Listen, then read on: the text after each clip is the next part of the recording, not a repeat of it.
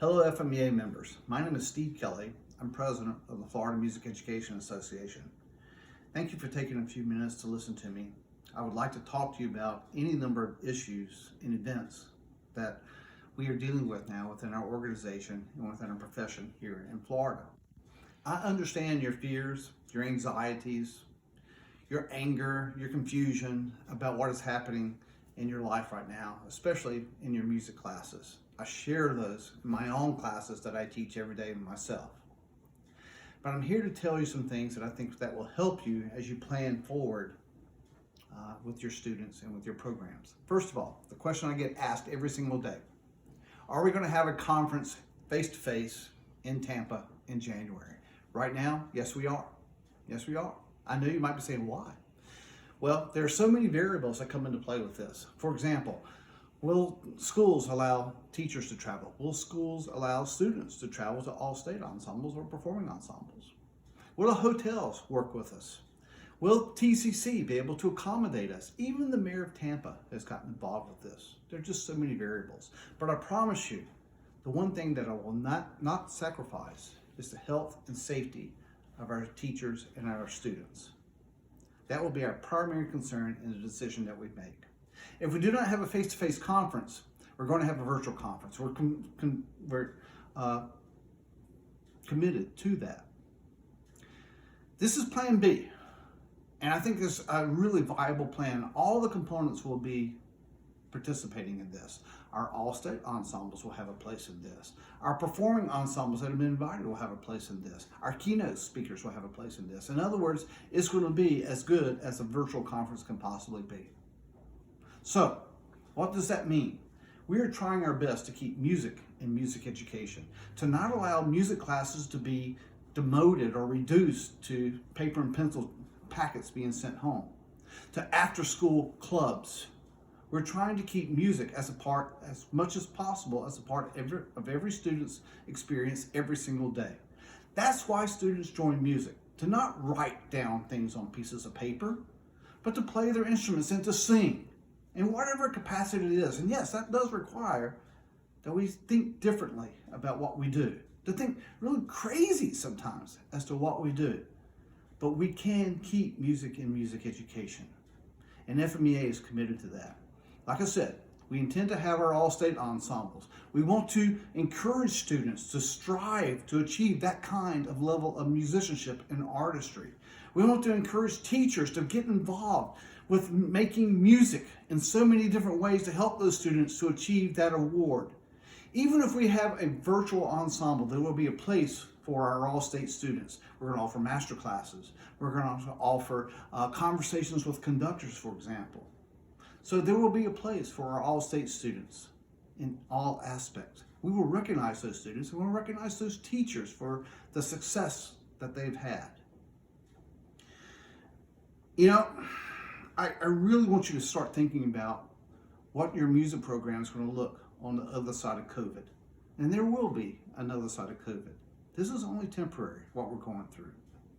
The programs that will be the best will be those programs that right now are most visible and are performing, doing music at the highest possible level that they're capable of doing. So I challenge you to start thinking about your program now and how it's going to be on the other side of this pandemic that we're experiencing, because it is only temporary, but our music programs will be lasting. So whatever you need to do, keep music in music education, keep music making as a part of your students' everyday school experiences. You know, when I became president of FMEA, actually when I became president-elect of FMEA, I started hearing from people saying, well, what does FMEA do beyond all-state and the January conference? Folks, I'm here to tell you that FMEA does a lot. And I challenge you to go onto our website to look at that. And I challenge you to read the Florida Music Director that just came out, by the way, and look at that. So much is available to you. So many resources are available to you and opportunities for your students. I know you're busy. I know you are. But I think you could take 3 lousy, stinking minutes out of your 24-hour day to go and look at what's available to you. So much is there. But I want to tell you some things that FMEA has done to support you. For example, this past summer, 47 students from across Florida were accepted into the NAFME All National Honors Ensemble. 47 students, the most of any state. FMEA contributed to the International Performing Arts Coalition aerosol study to help you create a safer environment in order to make music. Our early childhood bill for K-3 music was passed with our support and our advocacy to help our K-3 music education experiences in our elementary programs. Our Florida Seal for Fine Arts participation almost made it through the first year. We already have sponsors for the second year. We're going to keep pushing that legislation to recognize the commitment of our students in secondary music. The DOE cohort study that shows how music affects students' SAT scores and keeps students in schools. We're coming out with a third year of that with students from across Florida. Our Florida Emerging Leaders programs that brought together over 60 people from across Florida talking about the future of Florida.